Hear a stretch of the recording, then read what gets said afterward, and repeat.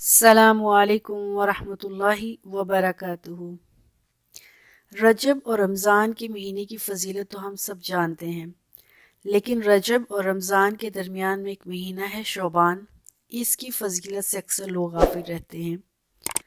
शोबान को शोबान इसलिए भी कहा जाता है कि इस महीने में अरब लोग पानी की तलाश के लिए निकला करते थे।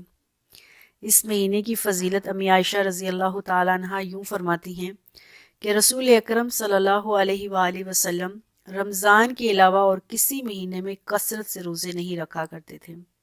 अल्लाह के नबी नफली रोज़े सबसे ज़्यादा शोबान में ही रखा करते थे। हज़रत आयशा रज़ी अल्लाह तआला अन्हा ये भी फरमाती हैं कि अल्लाह के नबी सल्लल्लाहु अलैहि वसल्लम इस कदर रोज़े रखते कि हमें लगता आप कभी रोज़े छोड़ेंगे ही नहीं, और फिर आप कुछ दिन रोज़े छोड़ देते। हमें लगता अब अल्लाह के नबी रोज़ा रखेंगे नहीं, और फिर अल्लाह के नबी रोज़े रखना शुरू कर देते।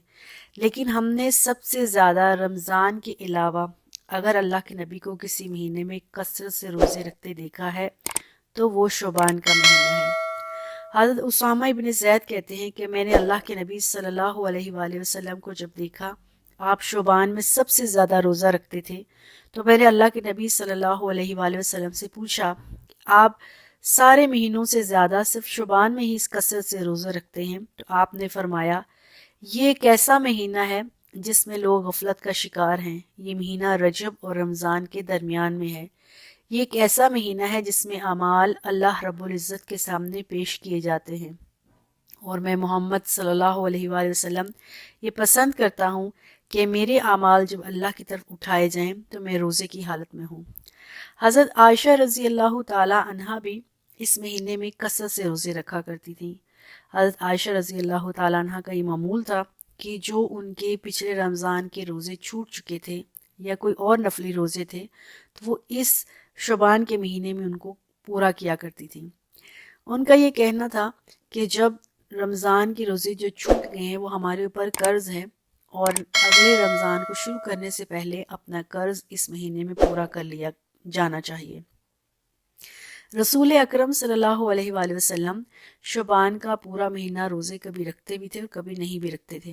अल्लाह के नबी ये जो रोज़े दरमियान में छोड़ दिया करते, उसका मकसद ये था कि उम्मत पर कोई तंगी और परेशानी ना हो, बल्कि वुसअत का रास्ता खुला रहे।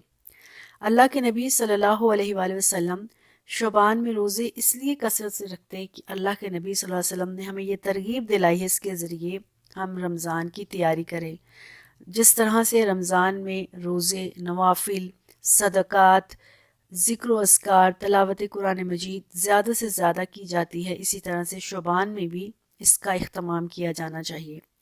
शोबान की फ़जीलत यूँ अल्लाह के नबी सल्लल्लाहु अलैहि वसल्लम ने फरमाई है, जिस तरह फ़र्ज़ नमाज़ों के साथ सुन्नतों की और नवाफिल की फ़जीलत है। जो नमाज के साथ हम सुन्नतें और नवाफिल पढ़ते हैं, ये हमारी फ़र्ज़ नमाज़ों में अगर कोई कमी कोताही है तो उसको पूरा कर देते हैं और जो सवाब का ज़रिया बनते हैं। इसी तरह से शोबान के महीने में भी हमारे आमाल अल्लाह के पास पेश किए जाते हैं, तो हमारे लिए अल्लाह ताला अजर व सवाब का ये एक ज़रिया है कि हम इस महीने में रोज़े रखें, नवाफिल, सदक़ात और ज़िक्र अस्कार, कुरान की तिलावत ज़्यादा से ज़्यादा किया करें। क्योंकि अल्लाह के नबी सल्लल्लाहु अलैहि वसल्लम ने हमें ये महीने के बारे में जो फजीलत फरमाई है वो ये कि इसमें आमाल अल्लाह के यहाँ हजूर पेश किए जाते हैं। अल्लाह के सामने आमाल और भी तरीक़ों से जाते हैं, जैसे कि रोज़ाना फजर की नमाज के वक्त और असर के नमाज के वक्त अल्लाह के हजूर हमारे डेली बेसिस पर अमाल पेश किए जाते हैं। इसी तरह से हफ्तावार हर जुमेरात को अल्लाह के सामने हमारे अमाल पेश किए जाते हैं, और ख़ास तौर पर एक महीना शोबान का ऐसा है जिसमें अमाल अल्लाह के सामने पेश किए जाते हैं। तो हम सब कोशिश करें कि अपने अमाल जब अल्लाह के सामने हमारे जाएं तो हम उस वक़्त रोज़े की हालत में हों, ज़िक्र अस्कार में हों, तिलावत कुरान मजीद में मशगूल हों। शुबान के महीने में रोज़े रखने का तरीक़ाकार ये भी हो सकता है कि अगर हम शुबान के रोज़े कसरत से नहीं रख सकते हैं तो हर जुमेरात और पीर का रोज़ा रख लें, या फिर 13, 14 और 15 शुबान का रोज़ा रख लें। इस तरह से हम अल्लाह के नबी सल्लल्लाहु अलैहि वसल्लम की उन सुन्नतों पर भी अमल कर लेंगे जो अल्लाह के नबी पूरा साल हर महीने की 13, 14 और 15 تاریخ کو روزہ رکھتے تھے اور ہر پیر اور جمعرات کا روزہ رکھا کرتے تھے، وہ سنتیں بھی ہماری پوری ہو جائیں گی اور دوسری طرف سے اس مہینے کی فضیلت بھی ہمیں مل جائے گی، کیونکہ رمضان کی تیاری کے لیے اللہ تعالیٰ نے یہ مہینہ ہمیں تحفے کے طور پر دیا ہے، اور اس مہینے کا جو نام ہی ہے اس کے اندر بھی بڑی فضیلت ہے۔ شین پہلا اس کا حرف ہے، جس سے مراد ہے شرف۔ اللہ تعالیٰ بندوں کو اپنی بارگاہ میں حاضر ہونے کا موقع دیتا ہے، شرف دیتا ہے۔ اس کا دوسرا حرف ہے آئین، آئین سے مراد ہے علم۔ اللہ تعالیٰ بندوں کو علم دیتا ہے، مرتبے دیتا ہے۔ اللہ تعالیٰ اپنے جو وہ علوم جس کے ذریعے اللہ تعالیٰ کا فیض حاصل کیا جا سکتا ہے، اللہ تعالیٰ وہ بندوں کو دیتا ہے۔ اس کا اگلا حرف ہے بے، اور بے سے مراد ہے بھلائی۔ اللہ تعالیٰ عبادات سے ہماری بھلائی کرنا چاہتا ہے، ہماری آخرت سنوارنا چاہتا ہے۔ اس کے بعد لفظ آتا ہے الف، الف سے مراد ہے الفت۔ اس مہینے میں اللہ تعالیٰ عبادت کے ذریعے اپنی الفت اور محبت عطا فرماتا ہے، اور اس شعبان کا آخری حرف ہے نور۔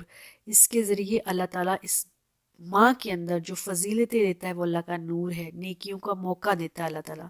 تو اس مہینے میں زیادہ سے زیادہ روزے رکھے جائیں، نفلی عبادات کیے جائیں، صدقات کیے جائیں، تلاوت قرآن مجید کی جائے، تاکہ جب ہمارے اعمال بھی اللہ کے سامنے پیش ہوں تو ہم روزے کی حالت میں ہوں، ذکر و اذکار میں ہوں، اور اللہ کے نبی صلی اللہ علیہ وآلہ وسلم کی سنتوں پر عمل کرتے ہوئے اللہ کے نبی صلی اللہ علیہ وسلم کی شفاعت کے حقدار بن جائیں۔ اللہ سے دعا ہے اللہ تعالیٰ ہمیں توفیق دے شعبان کے مہینے کو اس طرح سے گزارنے کی جیسے اللہ کے نبی صلی اللہ علیہ وسلم نے ہمیں حکم دیا ہے، جیسے امی عائشہ رضی اللہ تعالیٰ عنہ اور باقی صحابیات اور صحابہ اکرام رضوان اللہ علیہم اجمعین کیا کرتے تھے۔ اللہم صلی علی محمد و علی آل محمد۔ السلام علیکم ورحمۃ اللہ وبرکاتہ۔